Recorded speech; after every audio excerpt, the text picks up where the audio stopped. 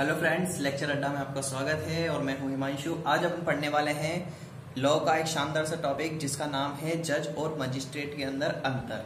देखिए, जज और मजिस्ट्रेट के अंदर अंतर क्या होता है इसके बारे में बहुत ही कम जनों को पता रहता है, क्योंकि ये जो चीज़ें हैं बेसिकली आजकल बहुत कम जानी जाती है, क्योंकि इस पर कोई ध्यान नहीं देता है। जज मजिस्ट्रेट क्या होता है, सिविल और क्रिमिनल केसेस क्या होते हैं। तो आज ये अपना टॉपिक जो है वो है जज और मजिस्ट्रेट में अंतर क्या होता है। देखो, सब लोगों ने आपने सुना है कि जो केसेस होते हैं दो तरह के होते हैं, एक होता है सिविल केस और एक होता है क्रिमिनल केस। सिविल केस में कौन कौन से केस आते हैं, जैसे इसको अपन पहले मैं आपको बता दूं कि जो सिविल केस होते हैं, तो आज ये अपना टॉपिक जो है वो है जज और मजिस्ट्रेट में अंतर क्या होता है। देखो, सब लोगों ने आपने सुना है कि जो केसेस होते हैं दो तरह के होते हैं, एक होता है सिविल केस और एक होता है क्रिमिनल केस। सिविल केस में कौन कौन से केस आते हैं, जैसे इसको अपन पहले मैं आपको बता दूं कि जो सिविल केस होते हैं उसको एक तो हिंदी में बोला जाता है व्यवहारिक वाद। उसके बाद में इसको अपन उर्दू में भी बोल सकते हैं, क्या बोलते हैं उर्दू के अंदर, दीवानी वाद। इसके अलावा ये तो हो गए अपने सिविल केसेस। अब अपन बात करते हैं क्रिमिनल केसेस। क्रिमिनल केसेस भी दो तरह के होते हैं, इसको अपन हिंदी में बोलते हैं ये दांडिक केस, ठीक है। अब दांडिक के अलावा भी इसको एक चीज और बोलते हैं, क्या बोलते हैं, दांडिक के अलावा के अंदर इसको उर्दू में बोला जाता है फौजदारी वाद, ठीक है। इसको फौजदारी वाद तो अपन उर्दू में बोलते हैं और हिंदी में क्या बोलते हैं इसको, दांडिक वाद या आपराधिक वाद, ठीक है। ये दोनों अंतर तो आपको समझ में आ गए होंगे। इसके बाद में एक चीज और आती है कि कोई केसेस ऐसे होते हैं जिसके अंदर अपने सिविल और क्रिमिनल दोनों तरह के वाद आते हैं। देखिए, आपको एक मैं एग्जांपल देता हूं।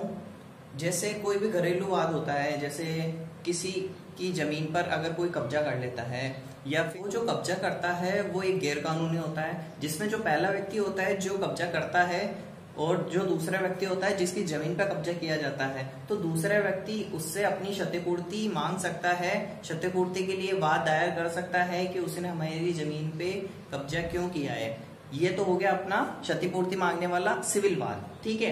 अब इसको आपराधिक वाद के अंदर कैसे कन्वर्ट कर सकते हैं, ये आपराधिक वाद में कैसे ले जाएगा, ये मैं आपको बताता हूँ।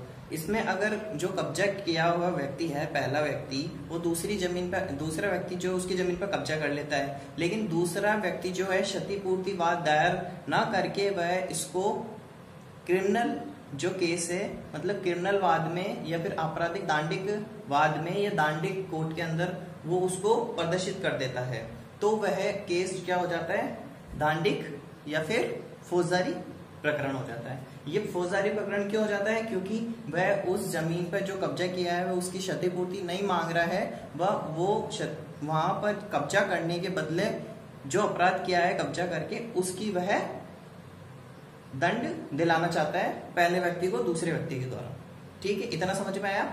अब मैं आपको बताऊंगा कि जज और मजिस्ट्रेट के अंदर डिफरेंस क्या है। जज तो केवल जो मैंने आपको अभी बताया, जैसे दीवानी वाद हुआ जिसको अपन उर्दू में बोलते हैं, ठीक है, सिविल वाद को। अब दूसरा क्या है अपना, एक होता है दांडिक वाद या आपराधिक वाद, जिसको अपन उर्दू में क्या बोला था, फौजदारी वाद, ठीक है। तो इसके अलावा व्यवहारिक वाद था सिविल में। तो अब आपको क्या ध्यान रखना है, जो व्यवहारिक वाद होता है और एक होता है दीवानी वाद, ये दोनों सिविल मैटर होते हैं, सिविल प्रकरण के अंदर आते हैं। इनकी जो कार्रवाई करेगा वो केवल जज के द्वारा किया जाएगा, ठीक है। अब एक होता है अपना व्यवहारिक के और दीवानी वाद के अलावा आपराधिक वाद, दांडिक वाद, या दूसरा होता है कौन सा होता है, फौजदारी प्रकरण या फौजदारी वाद, ठीक है। अब इनकी जो कार्रवाई करता है, इनके बारे में जो जांच पड़ताल कार्रवाई आगे बढ़ाता है वो होता है मजिस्ट्रेट, ठीक है।